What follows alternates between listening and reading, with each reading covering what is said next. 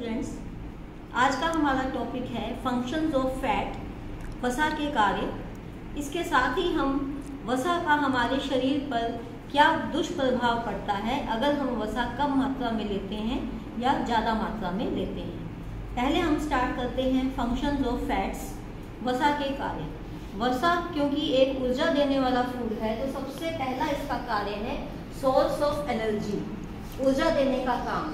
1 ग्राम वसा से हमें 9 कैलोरीज मिलती है। तो डाइट में हमारे जो होती है वसा वो भी एनर्जी देती है और संग्रहित रूप में भी होती है। संग्रहित रूप में ऊर्जा हमारी त्वचा में चर्बी के नीचे एडिपोज टिश्यूज के रूप में होती है और हमारे कोमल अंगों के आसपास भी ऊर्जा होती है। हमारे लीवर में 370 ग्राम ग्लाइकोजन स्टोर करके रखा जाता है, जो अगर हमें भोजन से ऊर्जा नहीं मिल रही तो वो स्टोर किया हुआ तुरंत एनर्जी देने का काम करता है।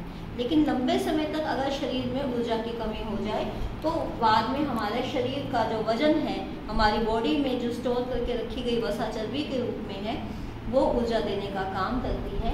और ये सामान्य व्यक्ति का जो भार है उसका 10 से 15% जो है वसा होती है और मोटे व्यक्तियों में ओबीस में 30% ये होता है। उसके बाद है source of essential fatty acid, अनिवार्य वसा अम्लों का स्रोत है वसा।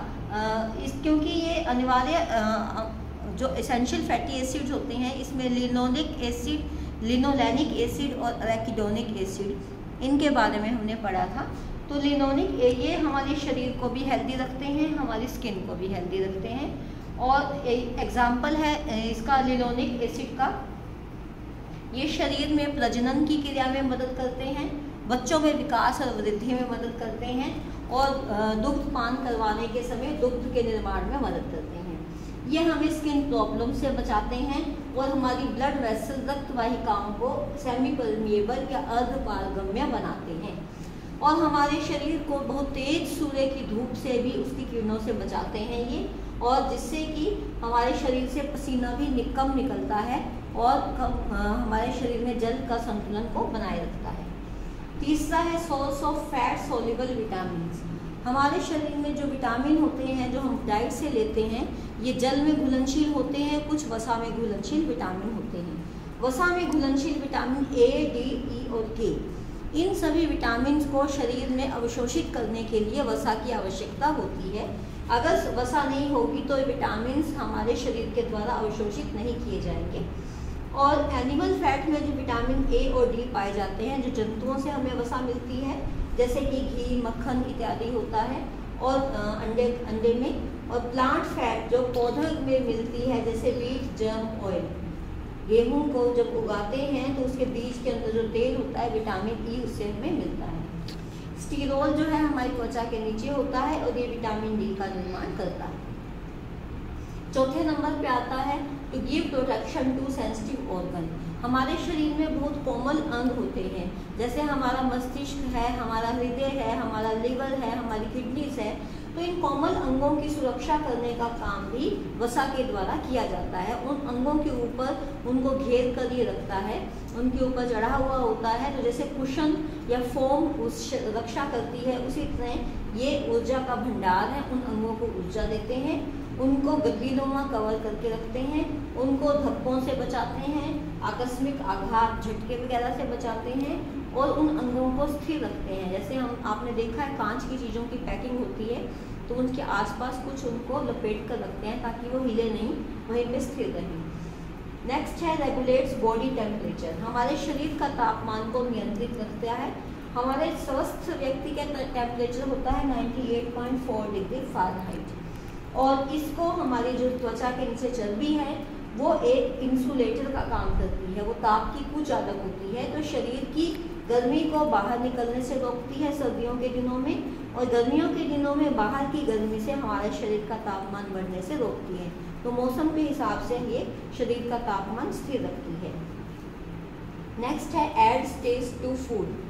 वसा की वजह से हमारे भोजन का स्वाद बढ़ जाता है, वसा की वजह से हमारे भोजन में वैरायटी आ जाती है, हम अलग अलग तरह के पकवान बना सकते हैं। और जब पकवान बनते हैं उनकी खुशबू आती है, कोई चीज़ आप फ्राई करके बना रहे हो तो उससे हमारा पाचन संस्थान सक्रिय हो जाता है, लाल रस और अन्य पाचक रस अधिक मात्रा में निकलते हैं। नेक्स्ट है एड्स टेस्ट टू फूड, ये हमारे भोजन का स्वाद भी बढ़ाती है। सॉरी, ये हो गया। नेक्स्ट है give satiety value to food, तृप्ति की भावना। जब हम वसा वाला भोजन खाते हैं तो वो आमाशय में ज़्यादा देर तक पड़ा रहता है, जिसकी वजह से पेट भरा रहता है और व्यक्ति को जल्दी भूख नहीं लगती। इसके अलावा क्योंकि वो स्वाद होता है तो वो खाकर संतुष्टि भी होती है वसा वाला भोजन खाने से। नेक्स्ट है प्रोटीन स्पेयरिंग एक्शन, वसा जो है वो प्रोटीन को फ्री रखता है। प्रोटीन को फ्री किस लिए रखना होता है? प्रोटीन का मेन काम होता है शरीर का निर्माण और शरीर का पुनः निर्माण। वसा एनर्जी देने का काम करती रहती है तो प्रोटीन जो है अपना काम कर पाता है। नेक्स्ट फॉर हेल्दी स्किन, त्वचा को स्वस्थ रखने के लिए हमने यहाँ भी पढ़ा था कि जो एसेंशियल फैटी एसिड हैं वो त्वचा को स्वस्थ रखते हैं और ये त्वचा को चिकना रखते हैं, त्वचा में लचीलापन रहता है और एक इसकी कमी होने से फ्राइनोडर्मा नाम की बीमारी हो जाती है, जिसके बारे में हम यहाँ पे डिटेल में पढ़ेंगे। नेक्स्ट है डिक्रीजेज वेट ऑफ फूड, जब वसा के अंदर किसी पदार्थ को पकाया जाता है, पौष्टिक तत्वों को पकाया जाता है तो उस पदार्थ का वजन कम हो जाता है। नेक्स्ट कंपोजिशन ऑफ ब्रेन, मस्तिष्क, हमारा जो ब्रेन होता है, मस्तिष्क होता है, उसके सफ़ेद भाग 14% वसा से बना है, उसका ग्रे या भूरे रंग ग्रे भाग जो है वो 6% कोलेस्ट्रॉल से बना हुआ होता है। दोनों में कोलेस्ट्रॉल होता है, सफ़ेद में 14%, ग्रे में 6%। उसके बाद है to use galactose in body, galactose क्या है? मोनोसेक्राइड्स है, कार्बोहाइड्रेट्स के चैप्टर में हमने पढ़ा था और ये लैक्टोज नाम के डाइसेक्राइड्स में होती है। अगर हमारे शरीर को इस गैलेक्टोज का यूज़ करना है तो उसके लिए वसा की उपस्थिति आवश्यक होती है। Next control HCl in stomach, हमारे स्टमक में हमारे आमाशय में हाइड्रोक्लोरिक अम्ल उपस्थित होता है, उसकी मात्रा को कंट्रोल करने का काम वसा करती है। नेक्स्ट प्रिवेंट्स कॉन्स्टिपेशन, कब्ज से बचाना, क्योंकि ये वसा जो है हमारी चिकना रखती है पाचन संस्थान को, पाचन नली को, और शरीर से मल निष्कासन में भी सहायता करती है, जिससे व्यक्ति को कब्ज की शिकायत नहीं होती। ये नेक्स्ट हमारा टॉपिक है इफेक्ट्स ऑफ डेफिशिएंसी, वसा की कमी का शरीर पर क्या प्रभाव पड़ता है। सबसे पहला है आवश्यक अमीनो अम्ल की कमी। आवश्यक अमीनो अम्ल जो है वो हमारे 3 हैं, लिनोलेनिक और एरेकिडोनिक।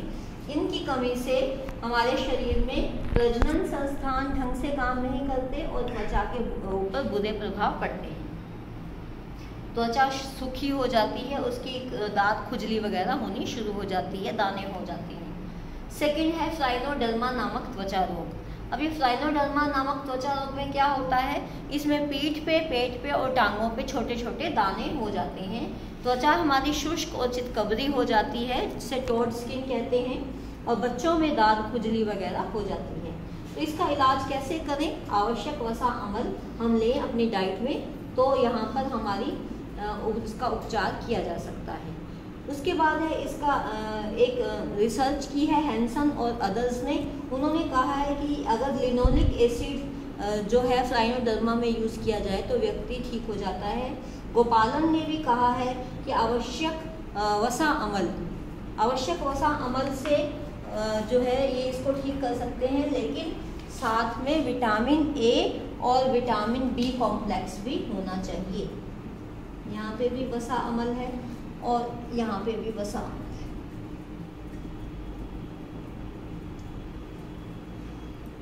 नेक्स्ट है शारीरिक भार में कमी। हमारा बॉडी वेट कम होना शुरू हो जाता है अगर वसा जो है वो कम ली जाए।